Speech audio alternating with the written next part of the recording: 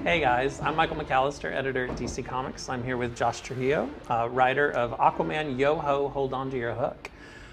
How you doing, Josh? I'm doing well. How are you? I'm good. I am so in love. Every time I see this image, I just love it. I know, Mike Bowden really knocked it out of the park. Yeah, and then all of our artists working on Yo-Ho are just, it's our pirate crew.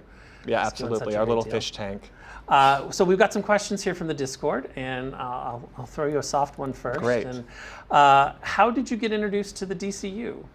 I think, like most people, it's probably Batman, but for me, it was like the Adam West Batman, like the very campy, Right. Julie Newmar, the whole thing. And I loved that. And then the animated series came out, and it was like a lightning bolt struck or something, right? Like it was like the first time you get to see a character that has such range. Exactly. But for comics, it was, I think, my first Batman comic is one where him and Robin go back in time to fight a dragon, which isn't too far off from the kind of stuff we do now. But and then, but first, real comics, I think that I read Dark Knight Returns, Kingdom Come, and Superman for All Seasons in like the same afternoon. Like it was just like I was completely brainwashed from that point on. That's a great afternoon of reading. It really was. Do you have, do you like recall like a favorite story that is something you go back to a lot for inspiration? Oh, let's see.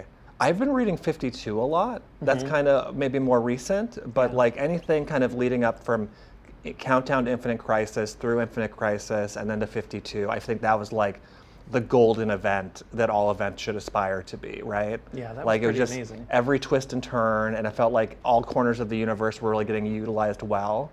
And then like we got characters like Jaime Reyes coming out of it, so obviously I'm a little biased in that regard, Yeah. given my history. And that's, that introduced you to the weekly schedule, 52. I know, I've always wanted to do a weekly book. And here we are. I know, be careful what you wish for. Well, I've got a question here from Eugene. It says, "Hi, thank you very much for doing this. It's really exciting to see some Aquaman characters brought to light. Did you read Aquaman books before this? Also, a lot of awesome and familiar characters have been already introduced from various places across the DC universe. How extended do you plan on making this universe? And are there any particular struggles with so much variety and characterization?" Ooh, I'll try to hit the first one. Yes. So the first one was for Aquaman comics. I think when I started to read Aquaman was probably around the Infinite Crisis. So it was like kind of in that, I feel like the Jeff Johns era was very prominent, but in researching for Yo-Ho, we had Kelly Sue DeConnick's run. I remember reading Will Pfeiffer's run with Sub Diego way back when. And then for Jackson, obviously a lot of the big influences are the Young Justice TV series, where he originated. And then I think it's You Brought Me the Ocean is the original YA graphic novel they did with Jackson, which I really loved that. And then Kelly Sue also did some great stuff, and Brandon Thomas did some great Jackson Heights stories as well. Yeah, that was some really good Jackson stuff in the last few years. Yeah, we've been a little spoiled. All right, so then we'll touch base on the familiar characters that have been introduced in Yo-Ho. Yeah. How extended do you plan on making the universe? Sure. I mean, it's a big ocean, right? And so we pull from different corners, I love the DC universe, that it's so varied and wacky and weird and unexpected. And I wanted to capture that in this book. There's a lot of fun guest stars we've seen so far. We've seen Superman, we've seen Brainiac, we've seen Lex Luthor, we've seen the Titaneers, we've got our Tempest, Wonder Lass, Lad Flash, Bumblebee, Dove. And so I do kind of cherry pick my favorites, but it's more about what suits the story as well. We have maybe not a deep cut, but an unusual villain coming up. We just talked about the colors for that story off camera. And I think people are going to be a little surprised, but it's only natural. People should expect the unexpected with our book, and hopefully I pull enough deep cuts from the Atlantis lore. We just had Tula appear in this week's issue, for example. So I'm trying to get as wild and as colorful as I can with it. You do love a deep cut, I will tell you. I really do. As someone who's read what's coming, there are some really interesting characters coming. I personally love what you've done with King Shark in the series. Tell me how you've approached King Shark. So yeah, we've got our Captain King Shark of Queen Mara's Guard.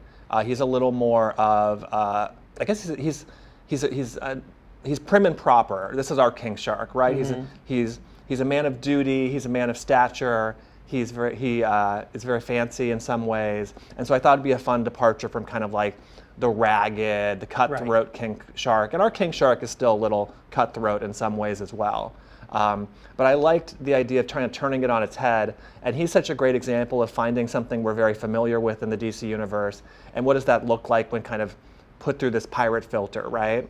It's not just the characters you remember, there are new angles to them and new twists, and different ways that their stories align with this kind of pirate mythos we're building. I love that.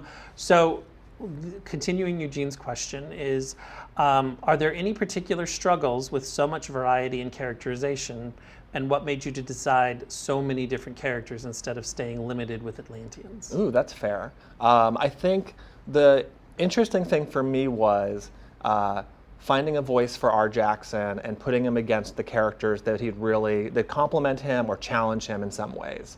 And so it is fun to write all your favorite characters and put them on pirate ships, but it's really about serving our main trio here. And I would say I want to include as many Atlanteans and as much Atlantean lore as possible. We get very deep with it actually later in the season. So don't be disappointed if you're looking for Atlantis adventures.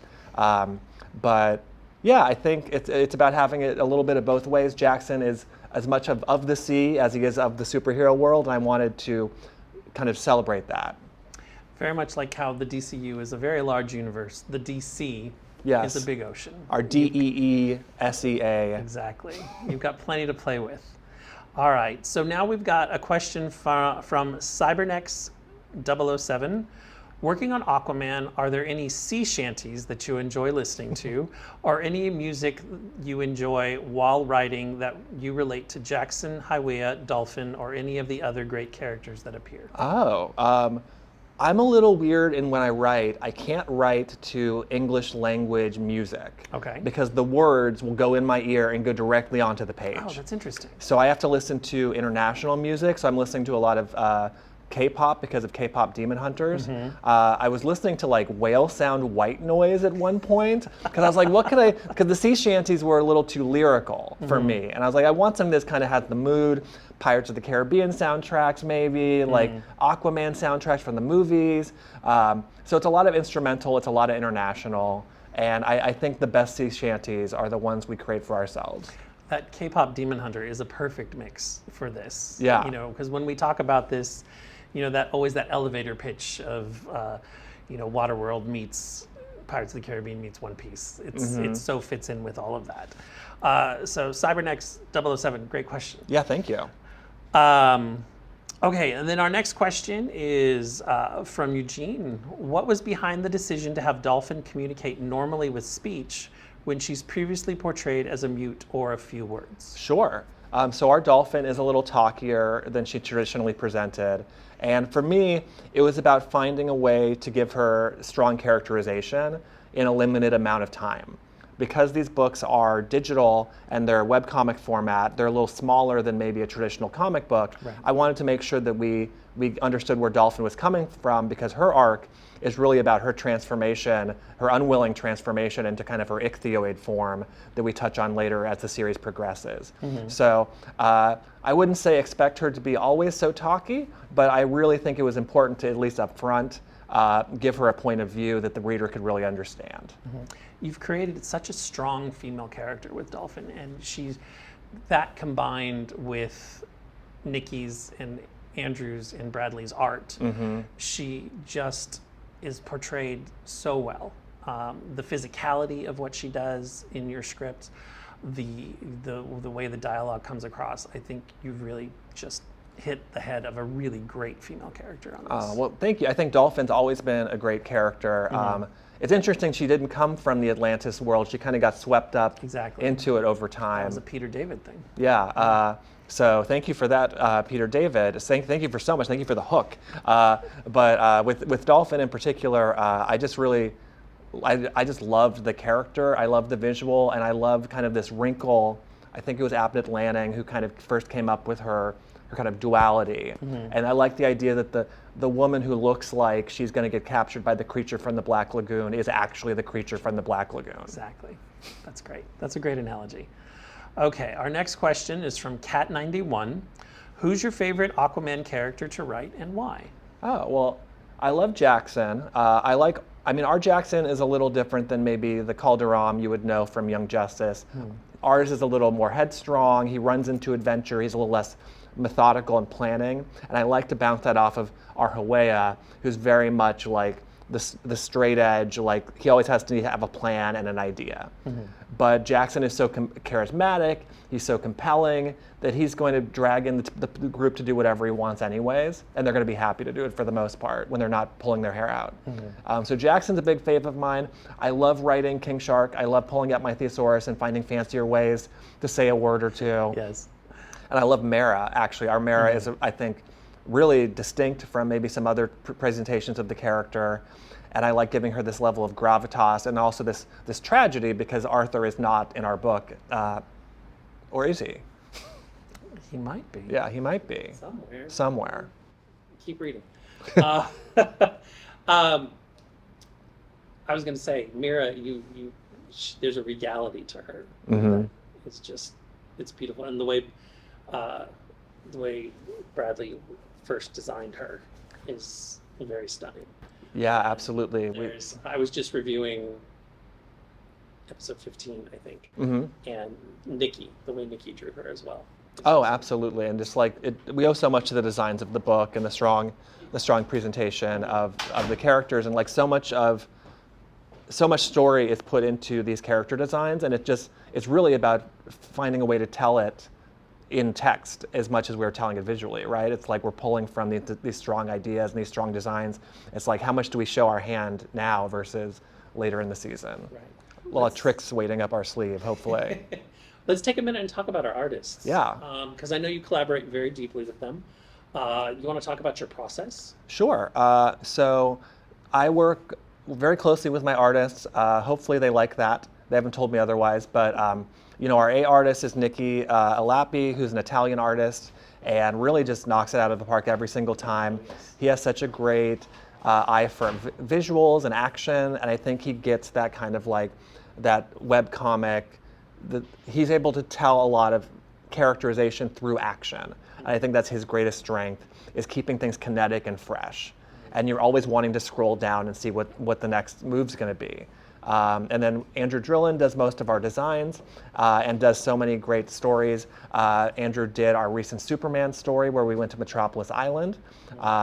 Andrew's done, our Harley and Ivy three-parter. Those are absolutely stunning. I can't wait to see the cosplay for that, fingers crossed. I know. And then Bradley is taking up the back with a lot of Atlantis. A lot of our visualization of what our Atlantis looks like comes directly from Bradley's ideas.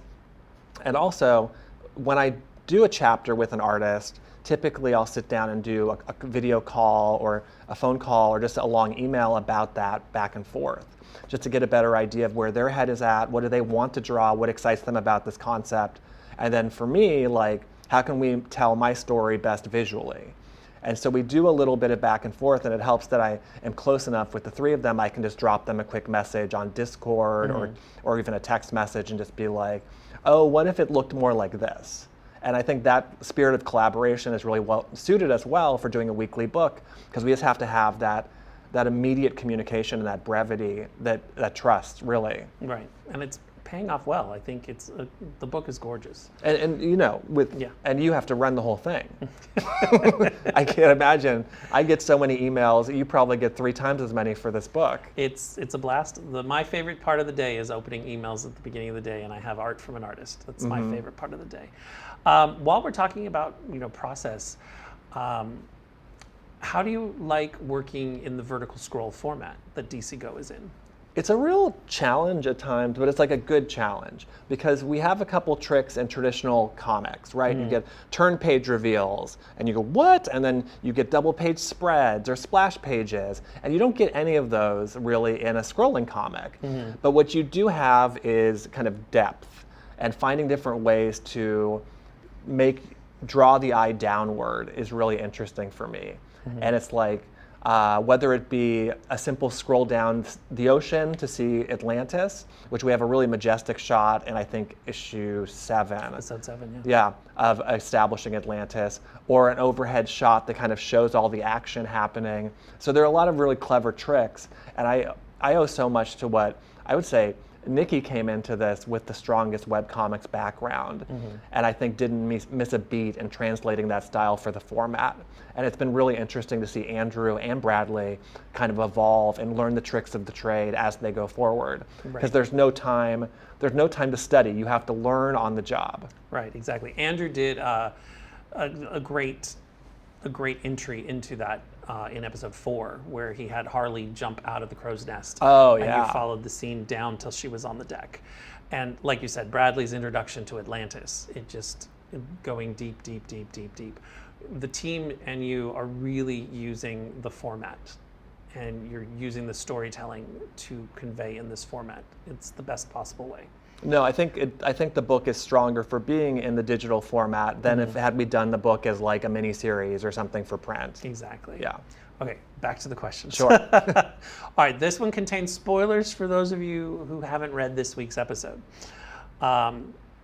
After reading episode 11 of Aquaman, I am really curious about Superman saying his island blew up.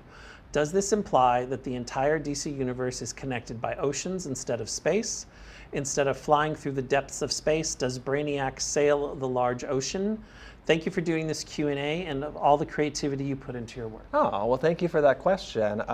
So the short answer, until it isn't, is yes. There are no space planets in our DC. Everything is an island or a continent or an undersea kingdom. So there was an island of Krypton that has since been destroyed. You could go. You could go to Ran on a boat. Versus that, you could go to Starfire's homeworld, you go to Gemworld on a boat. So the idea is that everything you love, every locale you know in the DC is either on the DC or below it. That's fantastic. And there are many, many islands that we have left to explore. And hopefully we get picked up for a second season. And Yeah, absolutely. we get to explore more. You've seen the list of the 52 islands of the DC. I've seen the list of the 52 islands Yeah. of the DC. 52, it's such a magical number.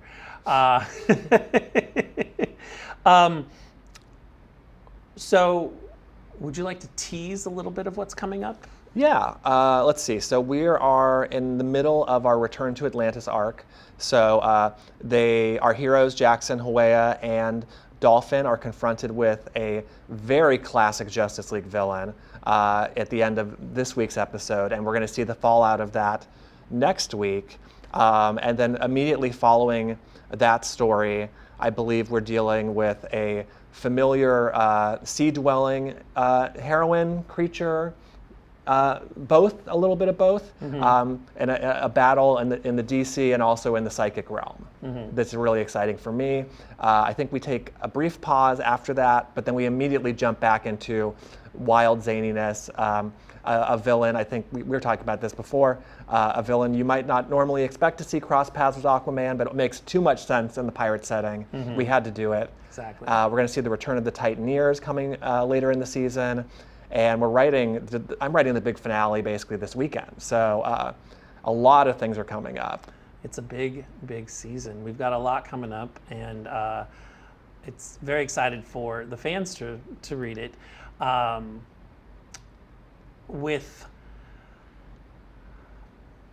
Trying to word it without a spoiler. Yeah. Maybe I'll just jump to the next question. I will say these comics are, they roughly come out to, let's say, 10 pages of comics. So Right. it's a short. So you have to cover a lot of ground in a short amount of time. But we're doing 26 of these for this Yeah, we are. season. And so that comes out to about 260, versus a miniseries might be 80 pages over the course of a miniseries or Yeah. 100 pages or whatever it is. And so we actually have a lot of room to tell a big sweeping story with a lot of characters. And that's something I've always been interested in. Yes, and you've got this swashbuckling, adventure, and the setting is fantastic, and I can't wait for the world to see what's coming next. Okay, next question. From Absolute Fan of Dark Knight, What is your dream project, a character, franchise, or original idea that you'd love to work on? Oh, I feel like I've been pretty spoiled. One of my dreams was to do a weekly book, and now I'm doing a weekly book. I got to do Blue Beetle, who's one of my favorite DC heroes, and establish his new status quo in the real DC universe. Whether we see him on the DC is another question for another day, perhaps. But gosh, I'd love to do more Superman. That's something that's always compelled me. I like heart-forward characters, and I think a lot of the DC heroes have that intrinsically, but I think kindness is so compelling and needed right now, and I was really happy to do our Superman story last week as a result of that. That was a very hopeful Superman. I loved the interaction between him and Jackson, with them just sitting on top of the globe. Oh, it's so nice, and was a it's great like, scene. I'm not afraid to pull in some Silver Age weirdness either, so we had a lot of fun. It's like, and Brainiac's a pirate. Of course he's a pirate. Of course he's a pirate. All right, our next question is from Eric. Hi, Josh. I'm a fan, and thanks for doing this.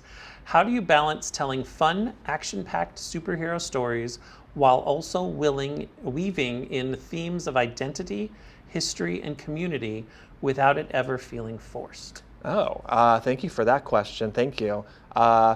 I think I learned a lot about storytelling, weirdly enough, from playing Dungeons and Dragons and role-playing games with my friends, whether they were superhero games, like the old DC Superpowers book. But it's like finding a way to balance all these different needs from these characters. And it really helps you when these characters can literally speak to you because they're players, right? They're like, I want to do this, I want to do that. Right. And now that I'm writing fictional characters, I can still hear Dolphin and Hueya and Jackson being like, I would do this in this situation, this is what I would do. And so it's a little bit of that, but I would say outlines are your best friend in the entire world. A strong editor is your best friend in the entire world. We never would be able to get past episode 1, I think, without your steady hand. Planning ahead and really thinking about what makes your characters compelling and what is the worst possible thing to happen to them is really the balance. Yeah, and the outline and the planning is definitely very important. I have this massive, you have access to, but I have this document that must be 40 pages long now. It's like every time an artist asks me a question about backstory, I tell it to them. I tell them my answer, and then I have to copy it into this document to make sure I don't lose track of everything I've said before, right? Right. And it's like, well, what was Atlantis like 150 years ago? And it's like, okay, I guess I better figure that. I need to come up with some answers for that. Yes. Okay. The next question is from Luca. Okay. What's been the biggest creative challenge in writing for the DC Universe, and how did you overcome it? Ooh, I've been really spoiled in some ways because we are our own thing at Yoho. We're our own continuity. We're our own Earth. And then in Blue Beetle, we are kind of kept away from the week-to-week crossover events of the DC. So if Sinestro has a new belt buckle, I don't know what it's not my responsibility. Right, It's that sort of thing. I would say the real challenge is living up to my own expectations for what I want these characters to be like and to do. Because I grew up reading them alongside everyone else, and I don't, sometimes you'll read a line you wrote or something, and you're like, oof, I need to do better next time. But it's always a learning experience. Right. And like I've said so much about the schedule of this weekly book, it's like we only have time to learn on the fly and to keep doing better and wanting to do more. And that's been the best experience you could hope. It's like doing a weekly book, you learn so much more than you would learn doing a once every year miniseries or something like that. Yeah. Just the timeliness. I'm trying to think there's a phrase to that, but it's like we're not always chasing perfection. We're chasing something that connects and feels pure and right. Right. And I think we get closer and closer to that every week. What type of stories resonate with you? Oh, I like stories with big casts. I like hopeful stories ultimately. I like stories with a lot of mysteries. I think my favorite thing about a comic, whether it be a superhero comic or an indie comic or even a comic strip, is always that what happens next. I want those cliffhangers. I want that story to live in my head and wondering what these characters are going to experience in the next chapter. And so that's something I always try to carry over to whether it be Aquaman or Blue Beetle or Bunker or superheroes, whatever it is. And so it's been That's my favorite thing. Is I like mysteries. I also like layered stories. I like that kind of upstairs, downstairs, and we get to do that quite literally in Aquaman, Exactly, because yeah. we've got what are Jackson and the company doing above the ocean, and what's happening in Atlantis. What are those schemes? How are they going to get Jackson and the ship back and the map back? And so I like that, like the dual storylines were kind of running through the book. Let's talk about the map for a minute. Yeah. Because that is what spawned the adventure for our three characters, and they're off in search of Arthur's hook. So what can you tell us about the hook? So I don't want to give too much away about the hook. It is a classic, all-powerful, magical device, weapon. It holds the power of the DC within it, and so he who wields the hook wields the DC itself. It is called Arthur's Hook, and there's a long story about Arthur's connection to that we're going to get to in the series as well, that we're kind of slowly unpeeling. But it is the artifact of artifacts in our universe. Okay. And so everyone wants it, but very few even know it exists. And nobody knows how to find it except for Jackson, because he has the map. He just can't read it right now. So he has the tool to get the thing. He just doesn't know how to access it yet. Yeah, there's no codes. Yeah, he's learning a lot about his powers and about the history of the map as the series progresses. We talked about Tempest a little bit. Yes.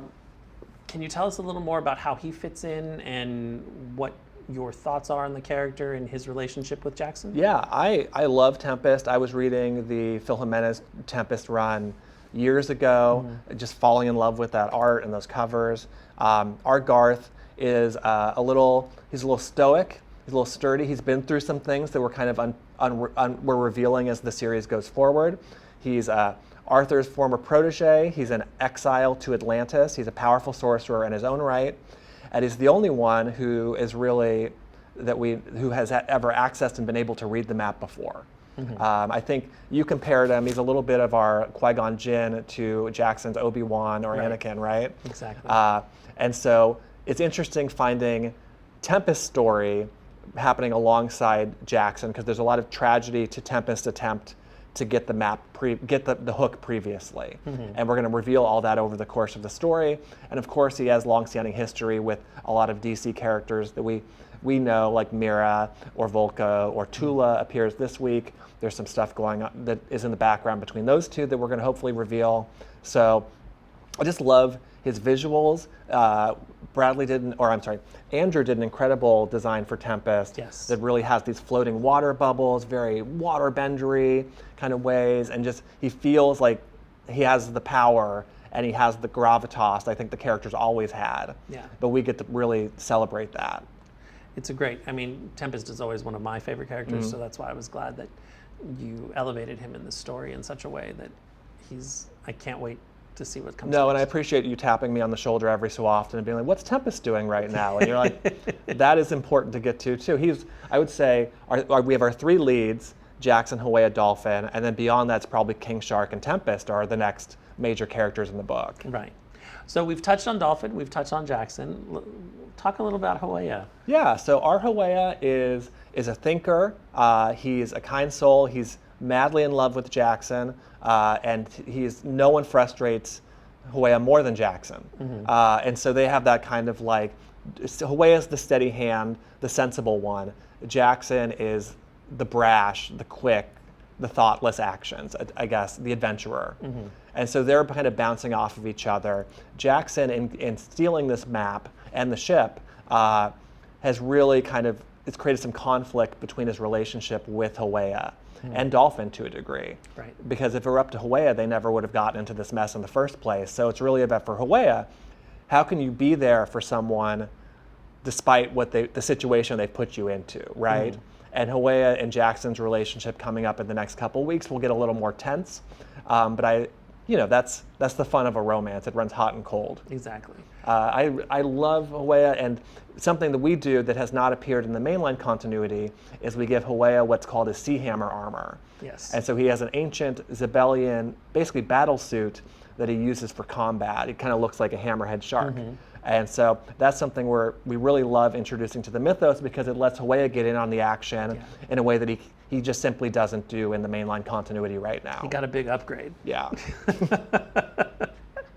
So I'm sorry. Jumping to our next question, we're going to jump over to a Blue Beetle question. Sure. When it came to help create Palmera City, how did you go about conceptualizing it? So I kind of saw Palmera. It's funny because Palmera City was created by the screenwriters and the director of the Blue Beetle film, which I loved. However, I was told that we would want to put Jaime in that new city if I was interested in that. But also, they didn't give me a lot to go off of what the city was. It's interesting because I was like, well, I kind of want like a Silicon Valley on the Gulf Coast. You know, what is a high-tech futuristic city? If El Paso is Jaime's Smallville, and El Paso is not a small town by any stretch of the imagination, but if it's Jaime's Smallville, what does Jaime's Metropolis look like? Right.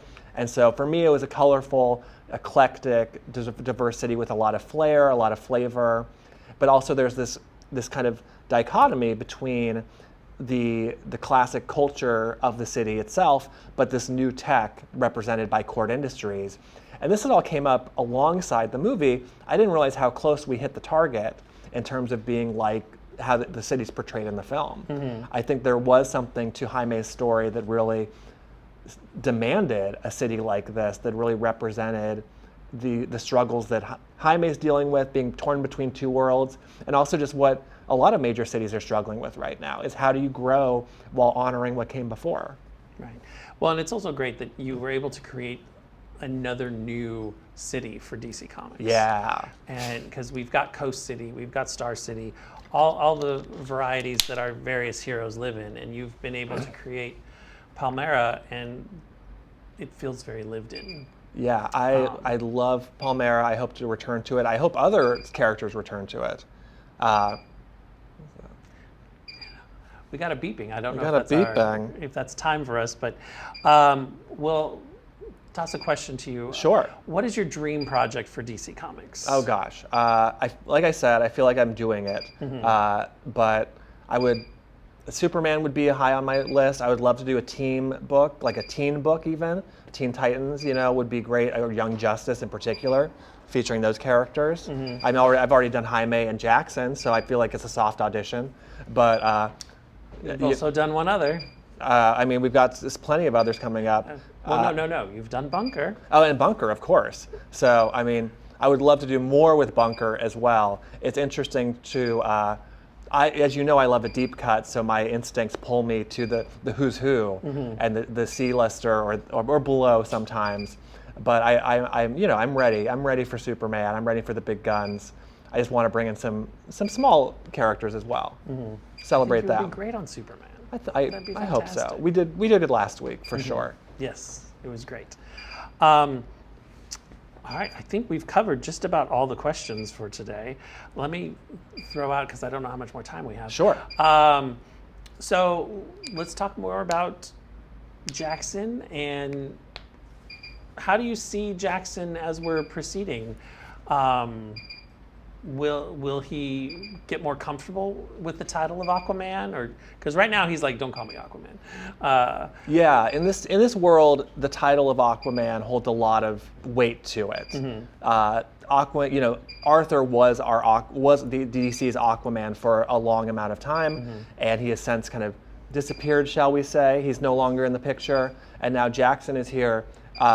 Doing the same kind of adventures and doing it with his own character and his own flair. I'm excited about what's coming up. I think some of Jackson's headstrongness is starting to catch up with him as we get to the second act of this story. Right. And so it's interesting to see how that's going to come around, whether it's going to bite him in the butt or not. But he's a hero. He's young, he's strong, he's confident. He's learning his powers as things go by.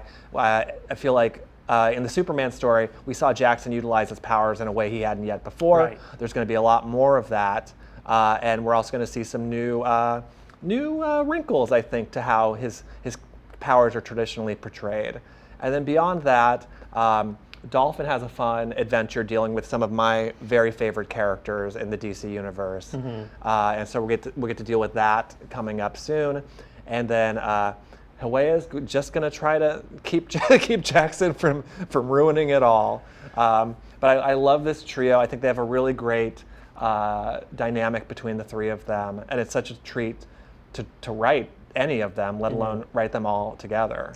Well, like I said earlier, my favorite part of the day is looking at the art that comes in from the guys, but also I love sitting down and reading each one of your scripts as they come in. For the audience out there, he's already working ahead on episodes 18 and 20.